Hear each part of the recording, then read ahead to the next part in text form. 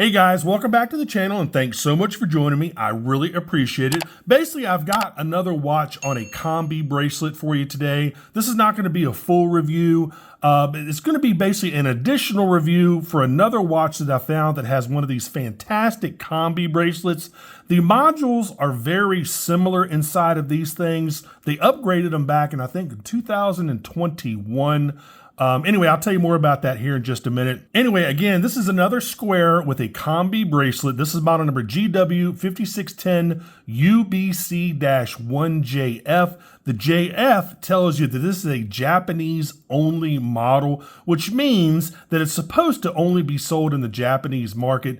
And also, now that doesn't mean that these watches are made in Japan. These are all made in Thailand, where the majority of G-Shocks are made. They're made, they're made at G-Shock factories with Japanese G-Shock management. So whether they're made in Thailand or they're actually made in Japan, you're still gonna get an awesome watch.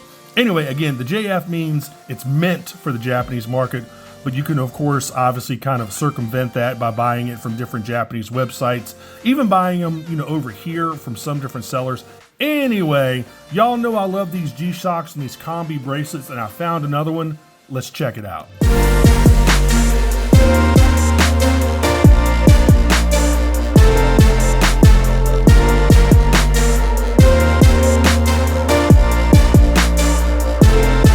Make sure you check out my Amazon shopping channel if you like this watch or any of the other watches I've reviewed on my channel. About 90% of every watch I've reviewed on my channel, I have a link to buy it on my Amazon channel. So make sure you head on over to my Amazon channel and check that out if you like.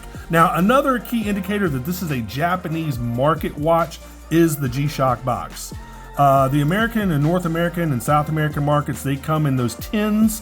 These come in an actual little box with a slip cover here. There you go.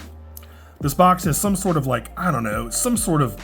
it's not like faux crocodile skin or something. It's supposed to be like a faux leather type of pattern on the top of the box and the sides. Anyway, this is your indicator that this is meant for the Japanese market. All right, got your piece of foam. This has got module 3495. Now the difference in the modules is very, very slight, guys. The auto LED, that being one of them, some have auto LED, some do not. The length of time that auto LED will display between 1.5 seconds to 3 seconds, or between 2 and 4 seconds. The way the date is displayed, the way you see the languages displayed is a little bit different, but the actual functions and features of the watch are very, very, very similar in all of these different modules. But they did do a big upgrade back in 21, I believe, just like I said on the last review of that G Square that I had that has that gold kind of trim to it. Anyway, that's the main difference. Just there's slight differences and changes that G-Shock makes to these modules. All right, another indicator. This is meant for the Japanese market. There you go. That's the multi-band 6 right there. This tells you, I'm pretty sure this is telling you that it's the auto LED version. Now this does not have Bluetooth, if I remember correctly. Yep, this is just multi-band 6. This is just solar, does not have the Bluetooth. And of course, this is a negative display. Y'all know I'm not a huge fan of negative display watches, but this one's not bad, but you do have to have it right at the right angle. And that just happens to be the same angle. I'm gonna go ahead and pop it on my wrist here real quick. Again, guys, not gonna be a full review. I just love these Combi-Bracelet watches. But if you pop it on your wrist, and you go ahead and close it, and then you see that right there, that's how you're gonna look at the watch. That's literally the perfect angle. So, I mean, again, not a big fan of negative LCD displays, but this one is done very well. And obviously, a lot of Casio negative LCD displays on especially their ProTrek models, for some reason, are a lot easier to read than some of these on their squares. As you can see, there's a very limited window of viewability. If you go side to side, it's not, it's almost even worse. But I'd say it's probably 15 degrees of angle you have there to really be able to see the display. I don't know what G-Shock's fascination is with negative display watches. I've never understood, but one thing they really do fantastically well is the actual watch itself and these combi bracelets. Absolutely love these things, man. Gosh, I love these combi bracelets. So there is your tag that indicates, again, it's a Japanese market watch. Here's another tag, the actual hang tag right there. Gives you all the features at the top, all those little squares to show you all the different little features. And of course, you have the Japanese writing, you know, multi-band 6, yada, yada, yada. There you go. Now, the U in the model name is the upgraded version. So if you want to get one of these G squares, look for that U. That's where they updated the display, the backlight, and all this other stuff. And obviously, you know, the date format and a couple other little things. And honestly, another thing is the way stuff is labeled on the actual dial itself. Now, again, this one doesn't have Bluetooth, which is not a big deal to me. I really don't care. I don't use Bluetooth.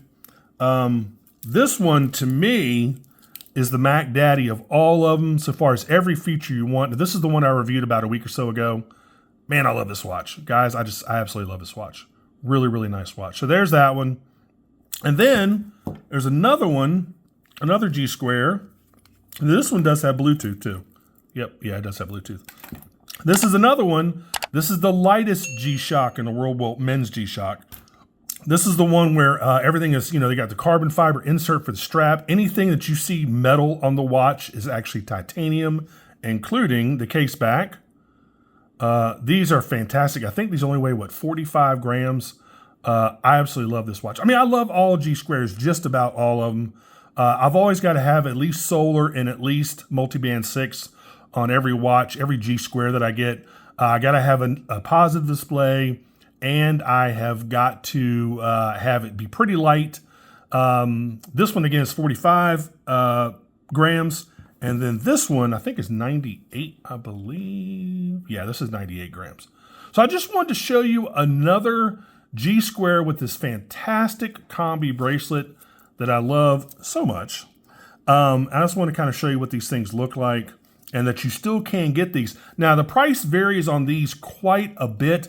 I've seen these as low as $140. I've seen these as high as $180. I do have a link on my Amazon channel if you want to take a look at that. I think you can get it anywhere between 145 and 180. I think the link I have actually is like $144.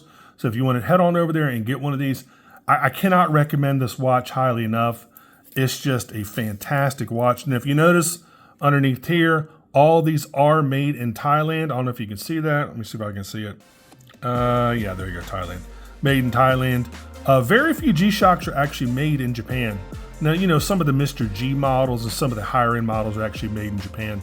But the majority of these are made in Thailand, which doesn't make absolutely a bit of difference to me. So I'll go ahead and go through the features and functions real quick. So there's your world time. There's your one of 5 alarms. There's your stopwatch. There's your timer. Now you're back.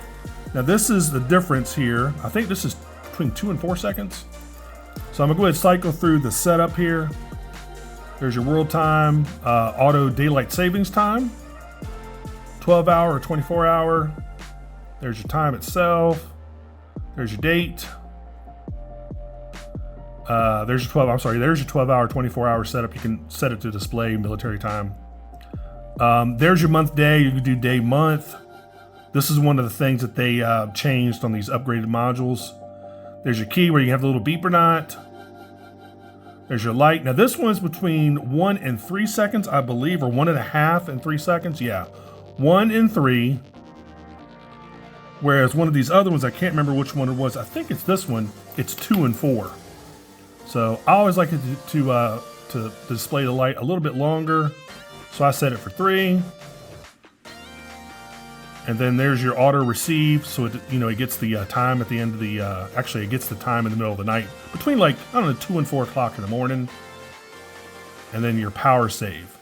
So if you don't use the watch for a long time, you can store it in a dark place. I don't know, I think for, 24 months or something, like a very long time. But you never want to do that. You never want to let a solar watch totally drain, by the way, guys. Ever, ever, ever, ever. Because if you let it totally drain, you will never get it started back up, I promise you. So always expose these to a little bit of light, every day if you can, or, at least once or twice a month, always have a little tiny bit of charge in here, because again, if those capacitors go completely dead, you will never get this watch started back up. Trust me, I know. I've had a couple of them do that. A couple much more inexpensive models that I left for like 2 years, never touched it, and there's nothing I could do to get it started back up. I mean, I left it in the light, you know, direct sunlight, not like hot direct sunlight, but I left it in sunlight for, I don't know, like a day. It would not start back up. So anyway, just a little bit of a warning there with any solar watch. So anyway, guys, that's about it for this one. Again, not going to be a full review. But again, it does have all the basic features of all of these nice squares, you know, especially the ones that are solar and multi-band 6. Again, this doesn't have Bluetooth, couldn't possibly care less. I just love, I mean, mainly it's for the bracelet, man. I really love these bracelets. So guys, it's been about it for this one. What else do I want to tell you on this thing? Oh, let me try it on real quick. Again, which I think I've already tried it on and showed you. There you go. Looks really good. Again, there's your angle.